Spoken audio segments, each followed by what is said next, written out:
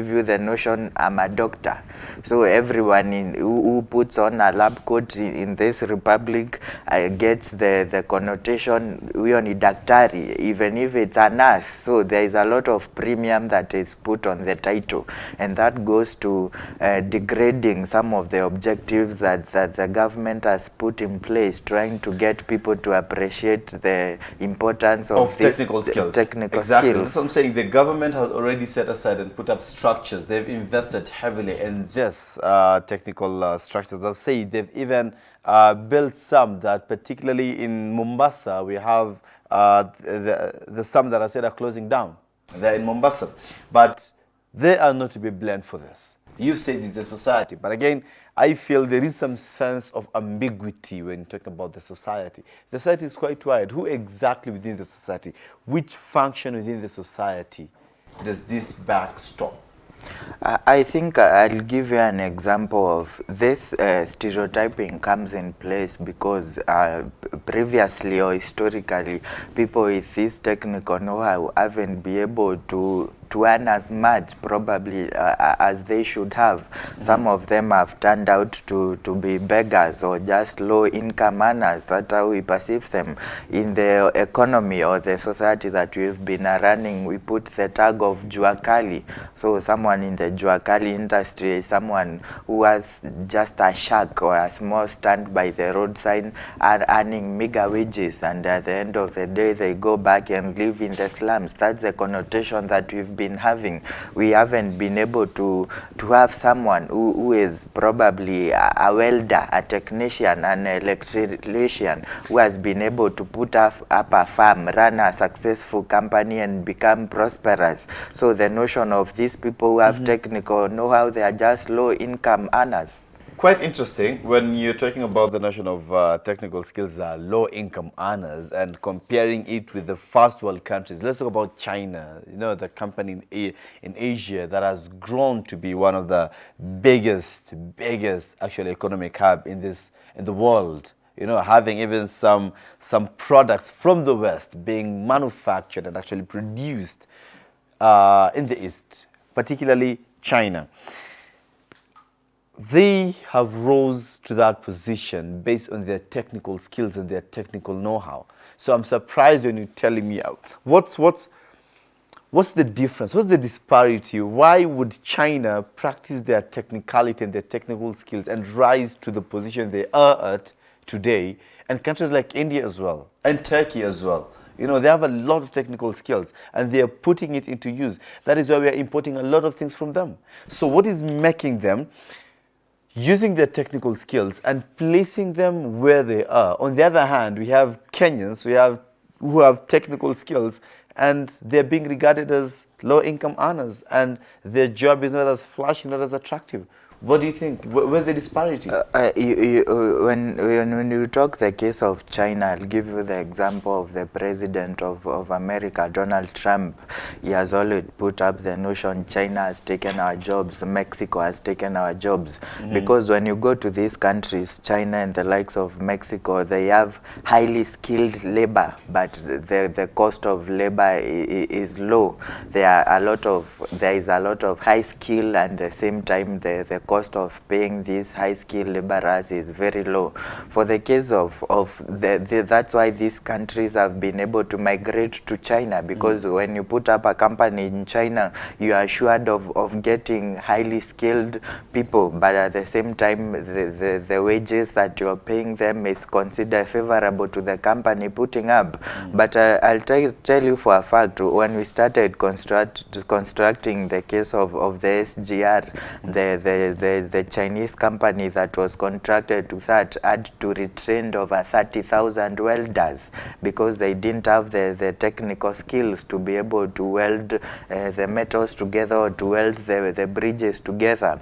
When you go to China, the likes of China, Germany, Vietnam, they are producing more engineers than even Americas or the rest of Europe is producing. But when we come here to the Republic, are we really producing that highly skilled labor at a price that the farms will be able to put up this. I'll tell you, for example, when I graduated from the university, got my first employment, I had to be retrained by my employer, for example, in a case of graphic design. So does that mean that whatever education you got in school was not enough, did not suffice you ready for the employer, ready to be employable and ready for the market? I think the education system that we have is not holistic enough. It's enough what you get or the level that you get, but it's not holistic enough for the job market to accept you as you are. And I think that's the problem that we are having, because we're having this multinational setup farm here, but we have this, they are skilled, but it's not highly skilled labor. And then because of the level of income, people you expect them to pay highly, so it's not profitable for the company. So when you come here for in the case of what is the minimum wage, when you go to the likes of the Americas, the truck driver is able to get a mortgage, take their children to school, because the government is covering some of these issues like healthcare. There is universal healthcare. So you think this is a structural problem?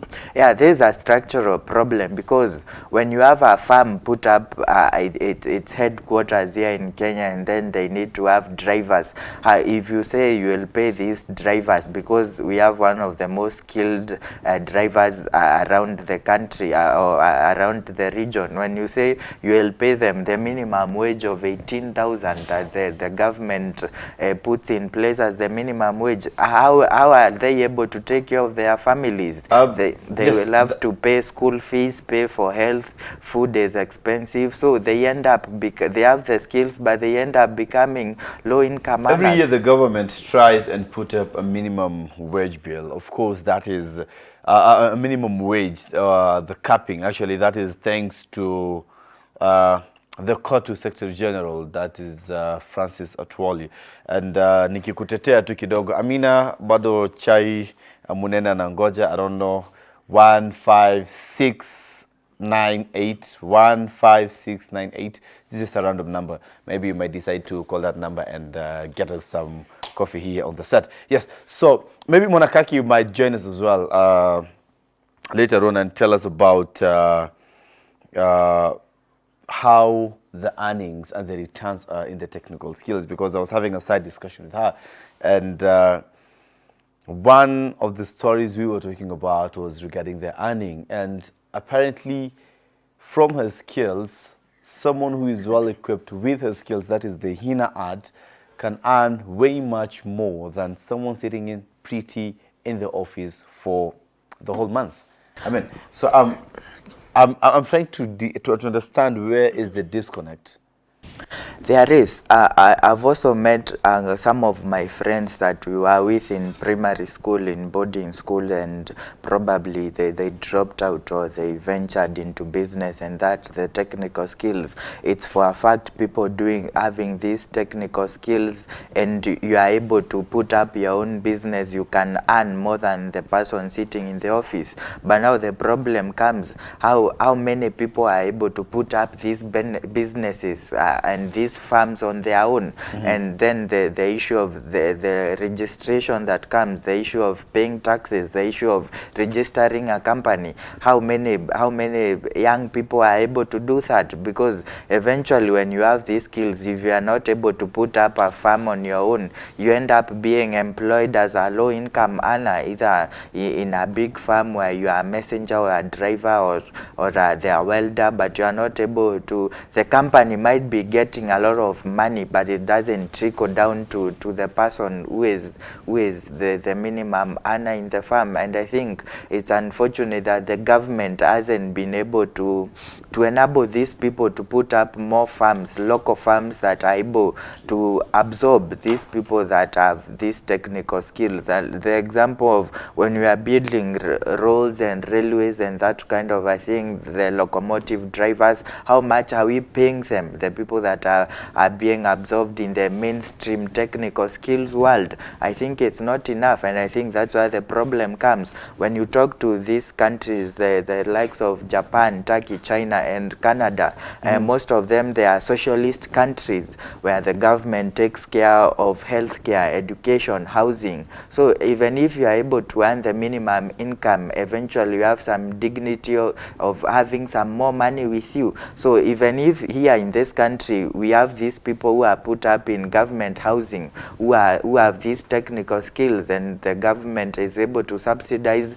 their food, or they is able to subsidize a part of their life, the minimum wage that they get will be translated to suffice them, and it will be attractive to join that industry. Safi, and I'm just going to hold you on that thought, because we are going on a very short break. We need to pay our bills, but we'll be back, and let's talk about the government support, because as we were saying here, we might be having these technical skills, but still, Thika Superhighway was constructed by foreigners. We have LAPSET project. We have foreigners coming in. We have a number of projects that foreigners are still being prioritized as opposed to the Kenyan locals. Let's talk about this and more after the break.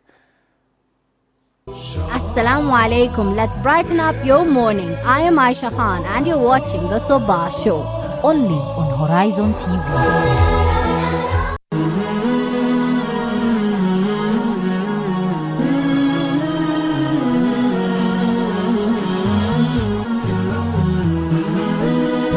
Horizon TV, the beacon for the nation.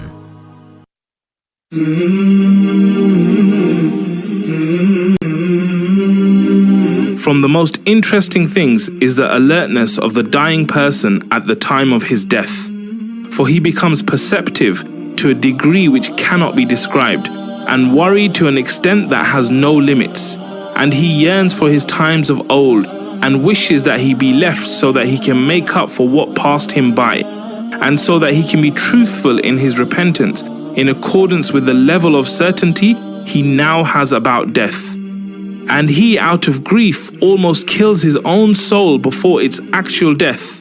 And if a single atom's weight of these things were found at the time of health and well-being, everything that is intended by doing pious deeds would be achieved. So the intelligent one is he who pictures that hour and acts according to what it requires.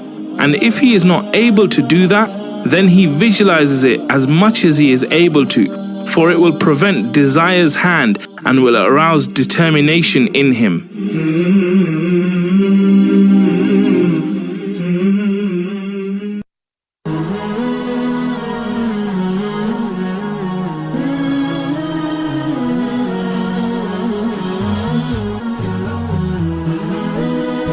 Horizon TV, the beacon for the nation.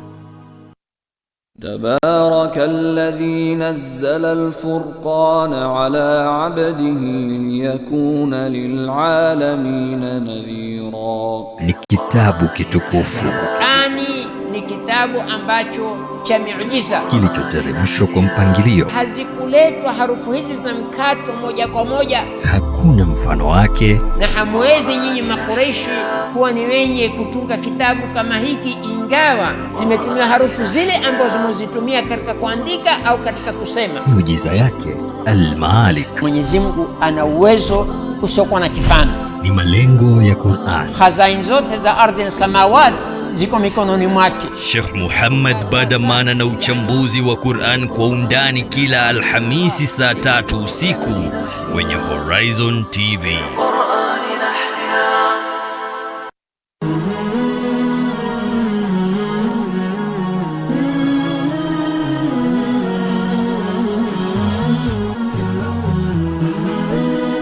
Horizon TV, the beacon for the nation.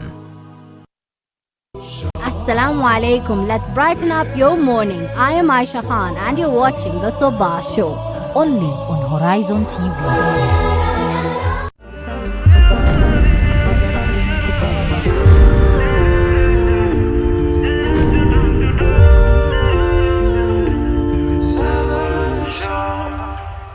Welcome back. We are talking about the technical skills in this country and blue collar versus white collar jobs. We're looking at retrenchment every now and then. MediaMax being the latest. Just the other day, over 160 employees retrenched.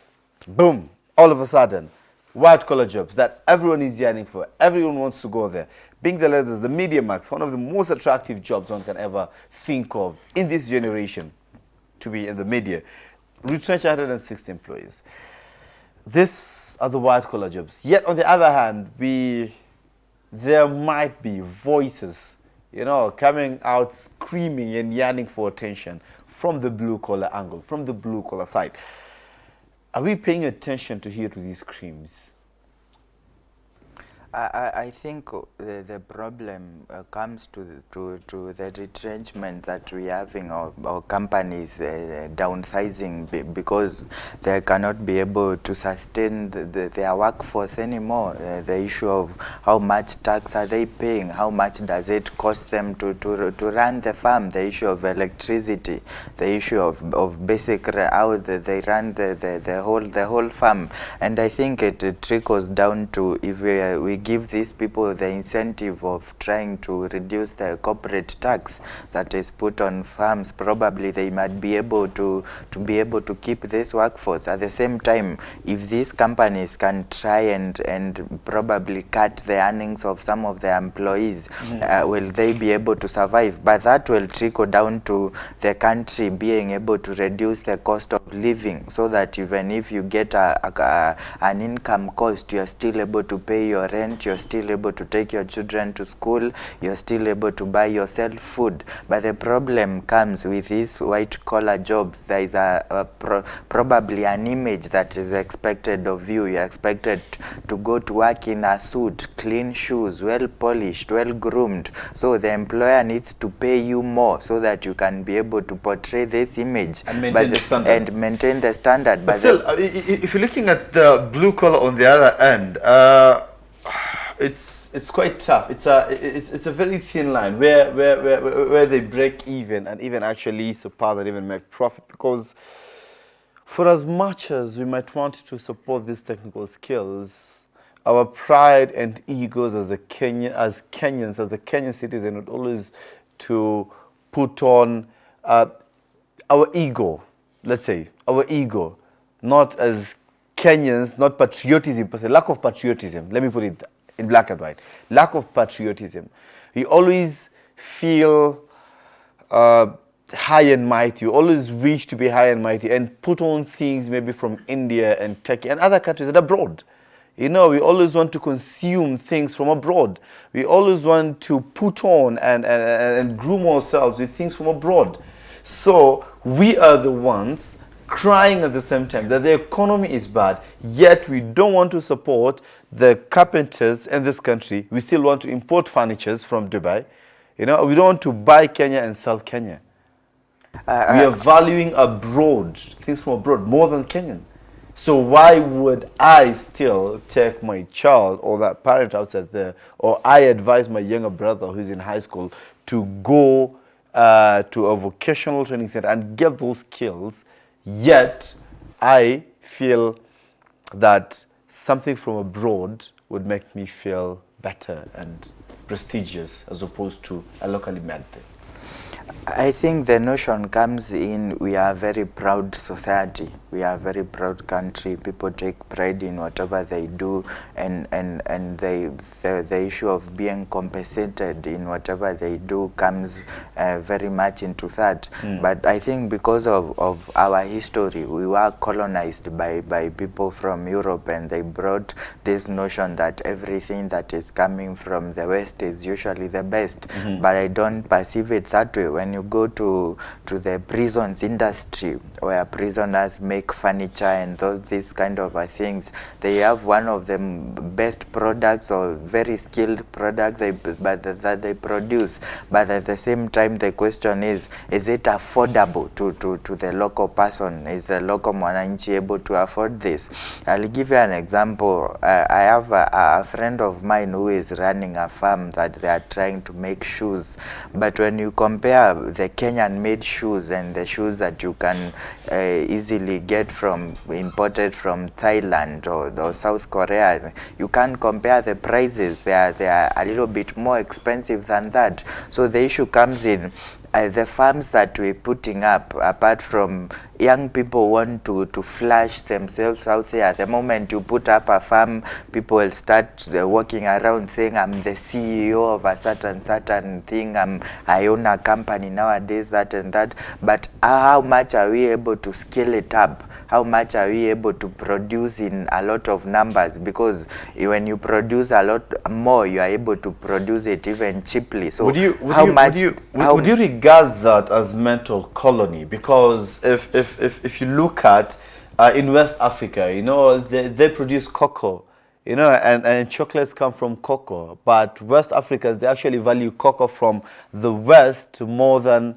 theirs. So actually, my producer is just telling me that there's an activist in West Africa who's actually teaching farmers who are growing cocoa to make chocolates, you know, straight from the farm.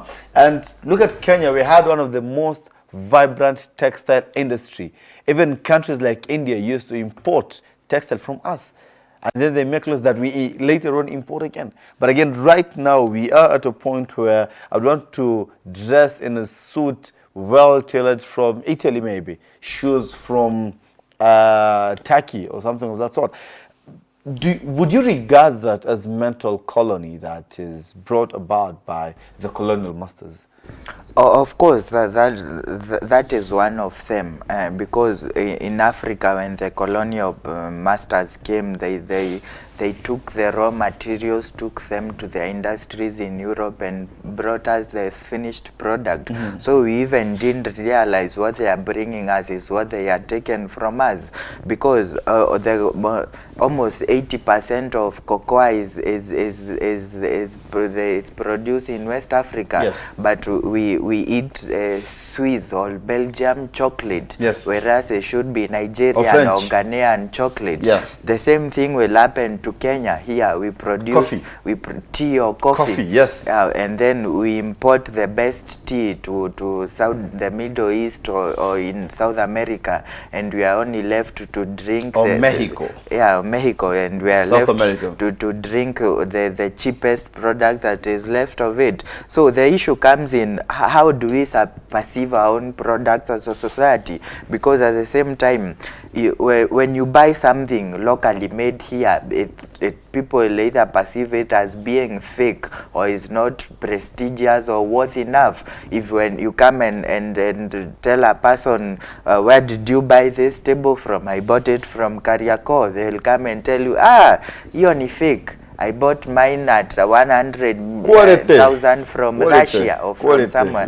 So it's not about quality, it's how much premium do we put our products than the products that are coming from abroad. Okay, talk about the government support. The textile industry, it was one of the most vibrant, but again it went down. You know, it's just, it went down. Corruption. The textile industry. Talk about the projects that are ongoing. We mentioned about the Thika Road Superhighway, because it is something that needs some technical skills. It's something that needs technical skills, but the government would rather go for international expertise and leave our engineers here, the metal workers, the welders, you know, all of them. They would take from China as opposed to our locally trained technicians. Do you think this is an undoing from the government side? I think there is not enough opportunity for our skilled workers to be able to prove themselves. Or rather, let me just add up to another question. Do you think this is the undoing from the government, or do you think we are not skilled enough to that level? I think we are skilled enough, and the government is doing as much as it can. But I think there is no enough opportunity for our engineers to be able to prove themselves out there, or for these skilled workers to be able to prove themselves out there. How else do you know whether they're skilled enough if you're giving all these contractors when I give you an example of, let's say, China has been able to borrow technologies from all over the world and brought it up to their people and given them a platform to be able to produce, let's say, second-hand products from the originals. Yes. So their skilled workers have been given an opportunity. The case of India has mastered the notion of producing generic drugs. So their government has brought this technology to their people and given them a platform to be able to utilize their skills. But when it comes to us as Kenyans, do we have a platform big enough for our skills engineers to be able to prove themselves? When you go to Europe, in France, Germany, Italy, we have an investor coming up and saying, bring me your designs, or going to universities, the architect students, bring me your designs, I'll give you 10 million euros and you will put up a very big skyscraper in the middle of the town. So you talk about the education level, right? Okay, and that's where we are going to hold it, at least at that point. This camera was, this camera. So that's why we're going to go for a very short break. Okay, so let's go for the break. We'll be back. Assalamu alaikum. Let's brighten up your morning. I am Aisha Khan and you're watching the Sabah Show. Only on Horizon TV.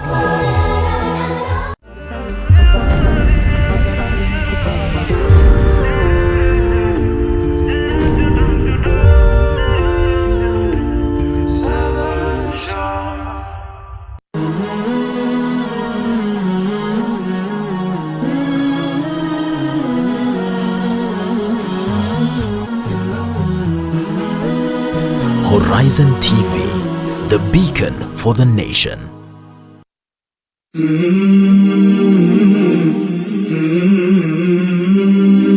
From the most interesting things is the alertness of the dying person at the time of his death. For he becomes perceptive to a degree which cannot be described, and worried to an extent that has no limits. And he yearns for his times of old, and wishes that he be left so that he can make up for what passed him by, and so that he can be truthful in his repentance in accordance with the level of certainty he now has about death. And he, out of grief, almost kills his own soul before its actual death. And if a single atom's weight of these things were found at the time of health and well-being, everything that is intended by doing pious deeds would be achieved. So the intelligent one is he who pictures that hour and acts according to what it requires. And if he is not able to do that, then he visualizes it as much as he is able to, for it will prevent desire's hand and will arouse determination in him.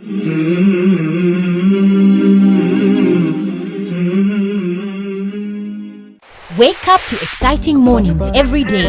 Active Jumatatu with Muhammad Obura. Tech Tuesday with Yusuf Farah. Wednesday, the special edition Business Chat with Ibtisam Jamal. All about your health on Healthy Thursdays with Mariam Wacharo.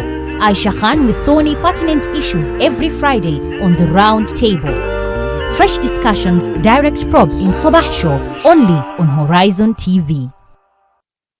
Pearls of Wisdom. Aisha radiallahu anha said that the Messenger of Allah sallallahu alayhi wasallam said, "The most beloved actions to Allah are those performed consistently, even if they are few."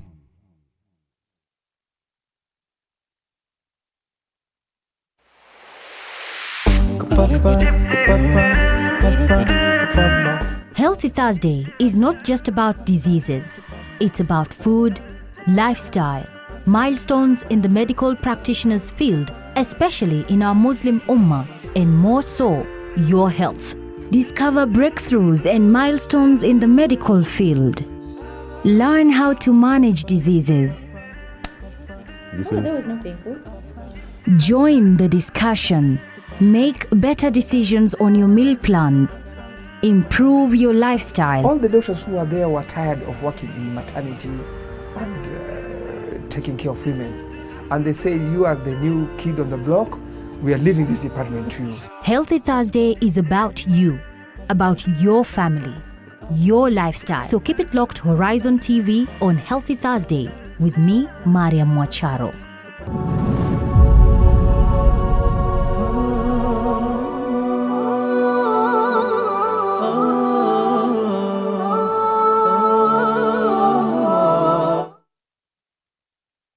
Quote of the day.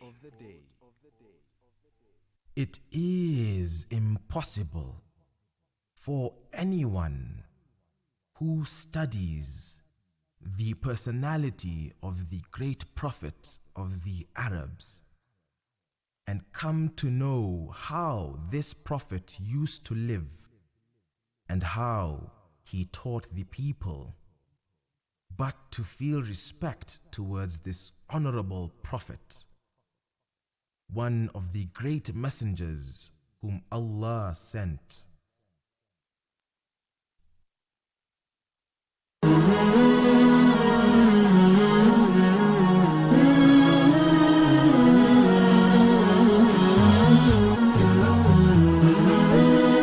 Horizon TV, the beacon for the nation.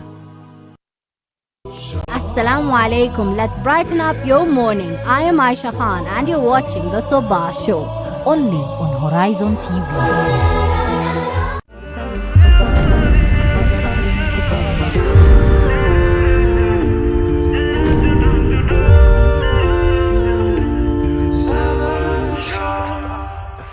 Thank you so much, and welcome to the third and unfortunately the last segment of the show. It is exactly 52 minutes past top of the hour, and actually 8 minutes to the top of the hour once again.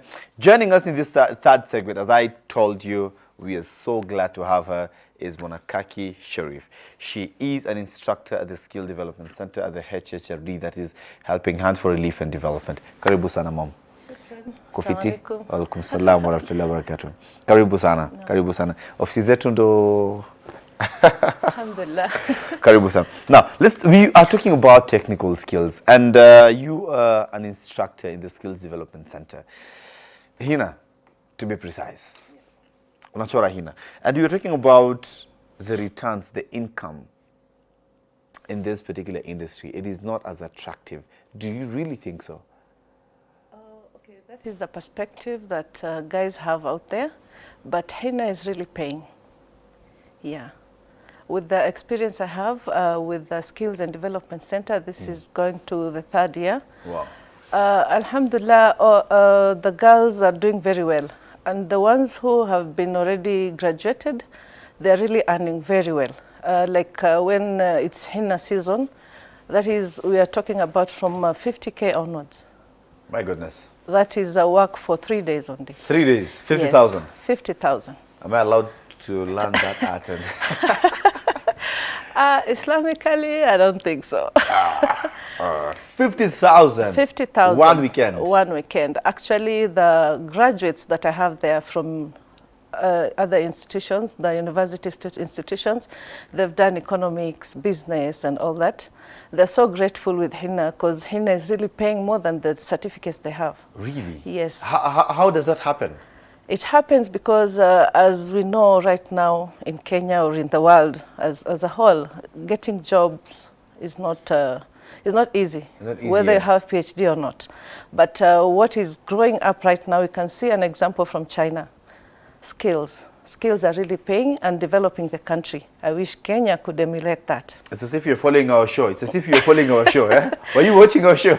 Not really. We were just talking about that actually, yeah? Yeah. And you're talking about henna season. Mm-hmm. That's when someone gets that 50,000 in 3 days. Yes. You know? It looks so attractive that everyone would want to jump in. Mm-hmm. But again, how frequent does this happen? It happens. It depends with the work you're doing. Because the girls that I have, I teach them the normal, the artistic touch of henna. Everyone is doing henna, but it doesn't have the art in it. The fine art is not there. So what I do there is getting them to learn about the art itself, so that when you're doing your henna, it looks very different from any other. That is how you'll attract a lot of customers. So the seasons, you're talking about the henna seasons. How frequent? The henna seasons mostly comes when during holidays, that is where most of the weddings takes place. And then during Eid festivals, again, that is where you go with your work very well. Holidays and Eid and festivities. Yes, and in between still you won't go like that, as at least you have your contacts and all that. There are people who just love henna. And as long as you do good henna, they'll always come back. Like, it's frequent, every weekend you can do henna as a woman. Yeah. How did you see the potential into this and you decided really to venture into the henna art? Yeah, as the potential is there, since henna is growing worldwide. It has a lot of market, especially Western countries. So that shows how important it is to the society, and it's growing very fast. Like before, we used to do henna using the sticks and all that, but now we are advancing to brush, to cones and all that. So it makes the henna look much better than previous, and so attracts a lot of people, especially those who are doing the permanent tattoos. Yeah, guys like to do henna, I mean a tattoo that you can redo different styles like never before. Otherwise, the tattoo is always permanent. You can't redo anything again on it. Yeah. Monene, just bump in just 1 second. Do you think we have an available ready yarning market for the skills that Kenyans might be offering? Of course, there is a lot of potential. I'll go back, as she said, the people she is working with, some of them have already these university degrees. They are economists or they are university graduate, but eventually they go back to doing this technical work. So it goes about what premium have we put in this technical know-how, because when you go back to your parent and you tell your mother, mimi ni fundi, without anything else, she won't be proud enough to go and tell her other friends that her child is fundi. But when you go back after you graduate this university, even if you go back and do this technical know-how, the society will be able to accept you. So it goes about what premium are we putting to the technical know-how, because we eventually end up wasting a lot of time putting some people through university or college, and then they go back to learning this technical know-how so that society can be able to accept them. Because even if you have people will tell you, even if you have the money and you don't have the certificate or the degree, you won't be respected out there. Thank you so much. In your own words, Monakaki, you benchmarked us with China. Why that if Kenya would embrace and go the China way, then we would be quite far right now.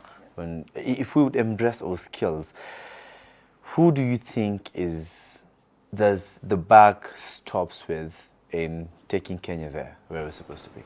I'll always go back to the government, yeah, because they're the ones who are employing the China. Yeah, the Chinese people are here because of the government, and it's because of their skills that they get work here in Kenya and other countries. So why don't we do the same to our young people, so that this money that is going out to the other countries can remain here and get the guys get employed. Even if you have engineer certificate and you cannot even make you cannot design even a phone. On the flip side, we have developed things. We have the skills right now in the country. The government has set up and put up proper infrastructures for such learners, for such learners to go and acquire skills, but our response is not as attractive. I don't think it's working the way it's supposed to be, because we can see every now and then we see guys innovating so many things out there from their own money, from their own sweat, just like that. But no one comes behind them and help them. We can see that guy who made a helicopter, was trying to make a helicopter. That guy is a genius, but he lacks support from the government, from the community. But there are TVETs. Yeah, the TVETs are there, but you have to follow the TVETs. Look at that guy who is in Shags over there. How can he reach here in Nairobi to get the TVET office to get known?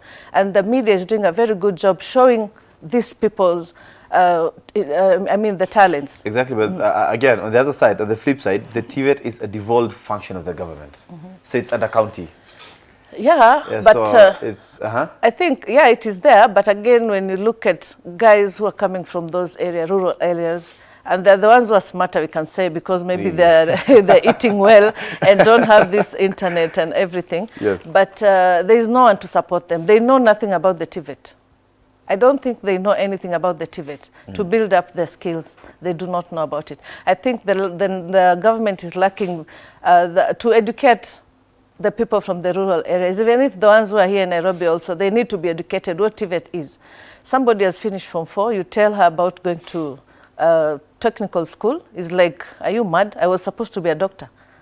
And you don't have the grades, yeah? You can start from somewhere. Even a doctor needs to have a skills right now where we're heading to. Wow. Yeah. Interesting. Munene Muchiri, moving forward, because we've discussed about the problem, we've thrown blames left, right, and center, the government, the society, the parents, the children themselves. Moving forward, what do we do? I think we should be able to give up more, to give in more opportunity to young people. Who to give more opportunities to young people? Eventually, as a society and probably as the government. I'll give you for the example in Sorry for this, but because every time you mention the society, there's some level of ambiguity that comes in developed countries, we have people who are hedge funders. You go and take up your ideas to them, and if they see it viable enough, they can fund it. We have problems of even the cartoons that our kids are watching are generic, coming from the West, but we have very intelligent young people that can do graphic design and design content that is for us as Africans, and even that speaks more to us in religion. But do we give them an opportunity to iron out their skills in that? When you want to create these video games, when you want to start coding for artificial intelligence, where do you go? Do we have investors who are there and say, I'll give you funding, not in terms of loans, but I will fund you. It's a risk I'm taking. I'll invest in you 10, 20 million. The idea might eventually come out or might run down the drain. But do we have people giving these skilled people this opportunity to do out their skills, to find out the ideas? Do we have enough investors? Because when the government comes up and says they will give young people loans, what if the ideas don't pan out? Where do they go from? We need people who are willing to put money in these young people, to put up centers and opportunities. When you go to the likes of the United States of America, we have the Silicon Valley, where we have these multinationals of Facebook, Google, and they take in people as much as you have the technical know-how and the knowledge. You just walk in there. If you are good in coding, if you are good in producing a particular item, you're given that funding. But here in Kenya, if you go back to your mother and tell her, give me 100,000, I want to buy a computer to start creating cartoons, it becomes a problem. She will rubbish that out. Exactly. Thank you so much. Monakaki, Hina industry is definitely likely to flourish. You say it right now, it's growing, and it's growing very fast and likely to flourish.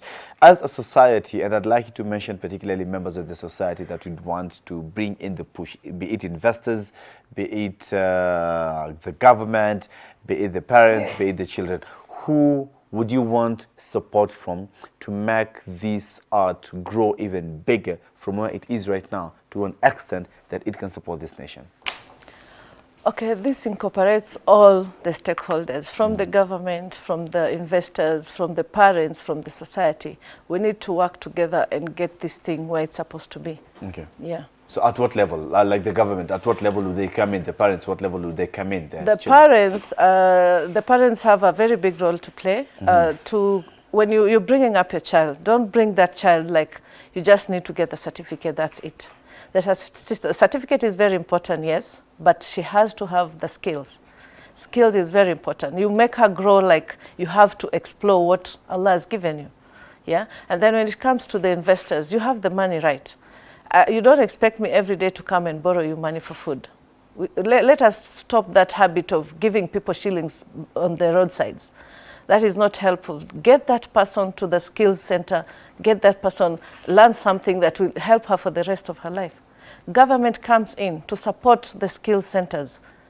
Yeah, you have the money, you have the everything. You can support us, you can help everyone who wants to do that. And this is something that is giving Kenya money, by the way. It's just that people don't know about it. But you're not taxed, are you? We are not, because we are just left out out of the box, you know. That was on a lighter way, by the way.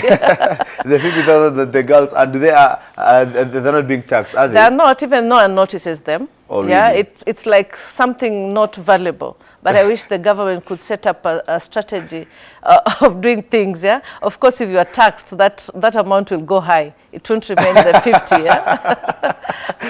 Wow, okay, the VAT is going to be included, eh? Included, yeah, and our work will be even more better, and even the livelihood will be better than where we are right now. Interesting. We have TVET centers across the country. Okay. So sorry for this. I just need to ask this. We have TVET centers across the country because it's a devolved, it is a devolved function. How many of these centers offer HINA classes?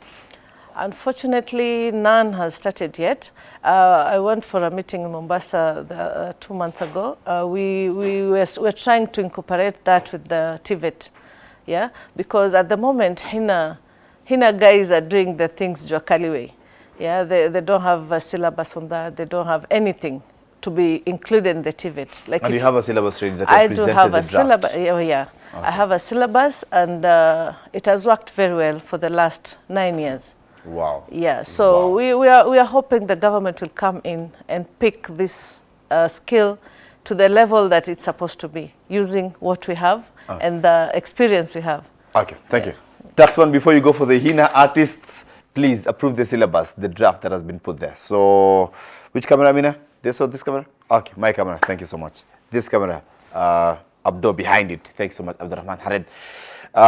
Yes, the taxman. Before you go to the HINA artist and charge them and demand your fair share, the country's fair share, please approve the syllabus first, and let's make this official, right? So, guys, thank you so much. I've been your host, Faisal Qasim, and this has been the Roundtable Discussion. Remember, Aisha is not here.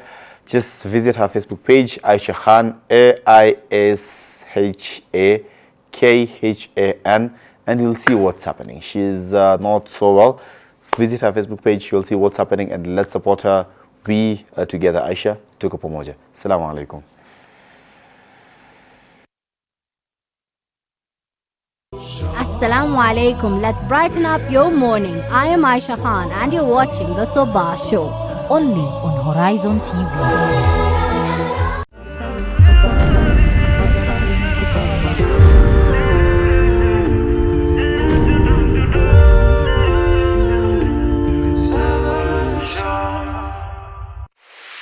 Papa.